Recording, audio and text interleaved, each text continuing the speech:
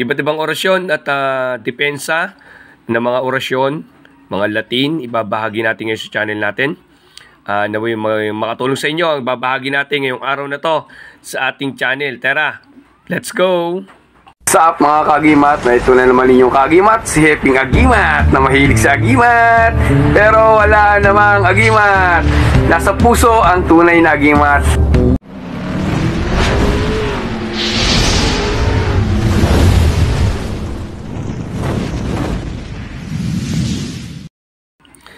Pag-usapan natin mga kagimat, iba't ibang orasyon na babahagi natin yan. Mapagpalang araw sa inyong lahat. God bless at more blessings sa inyong lahat. No? Maging mabuti po tayo sa lahat. No, iwasan natin pagtalo, pag-away sa social media, palitan ng mga yung pag-testing na yung gamit ang hindi ating gamit. No? Kagimat no, ito na, pag-usapan natin yung ating mga iba't ibang orasyon na babahagi natin. Ito po ay matagal ko na pong aklat na may makatulong sa inyo.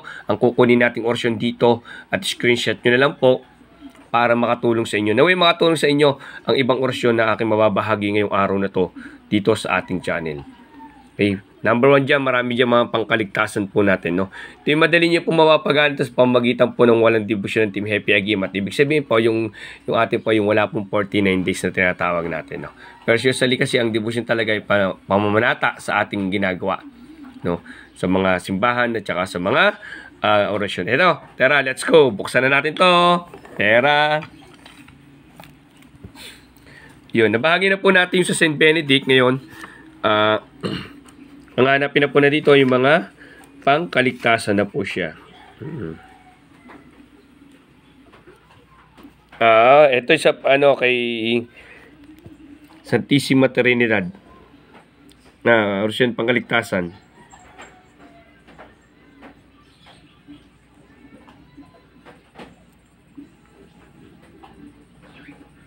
Screenshot nyo lang mga kagimat. Hindi tama pag-edit masyado kasi nga ganito na lang po. Okay. Marami naman po nakakuha ng ganito.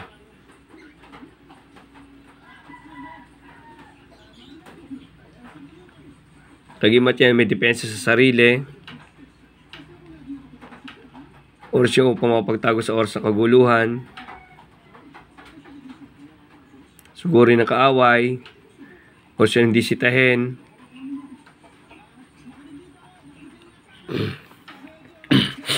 May makatulong sa inyo to kagimat. Magagamit nyo to. Screenshot nyo lang po siya. Tapos pa-edit nyo lang po sa mga computer shop.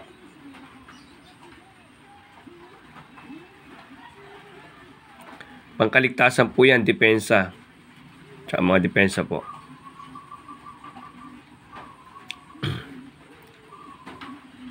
Alam ko makatulong po sa inyo to mga kagimat. Sana po, ganito lang po, kailangan lang po natin para maayos po natin yung pagkakarga natin ng mga orasyon, pagpapakapit. Linisin muna sarili, mag-cleanse po kayo. Huwag kayo magtatanim ng galit sa kahit kanino po.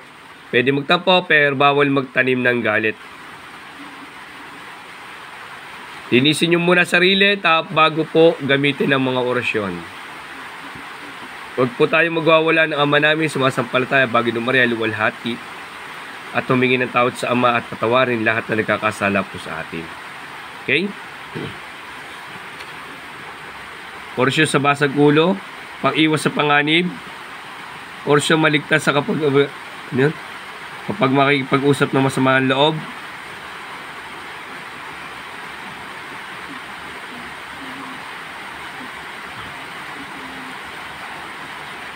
screenshot nyo lang mga kagimat.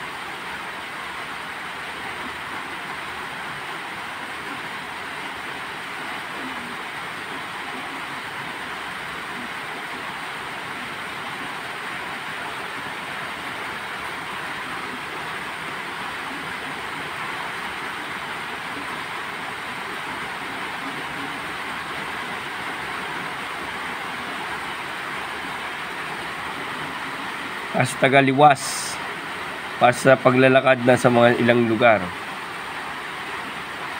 Matagal kong ginamit din po itong aklat ito mga kagimat. Matagal na po sa akin ito. Dekada na po sa akin itong aklat ito mga kagimat. Galing pa sa ating mentor.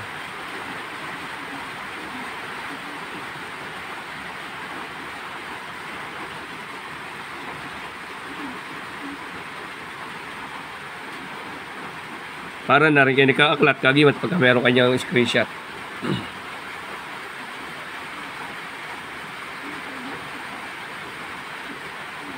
Ito po ay walang ano po, kasi po may pangalan ko dito, baka sabihin nyo ay haka-haka lang po ito.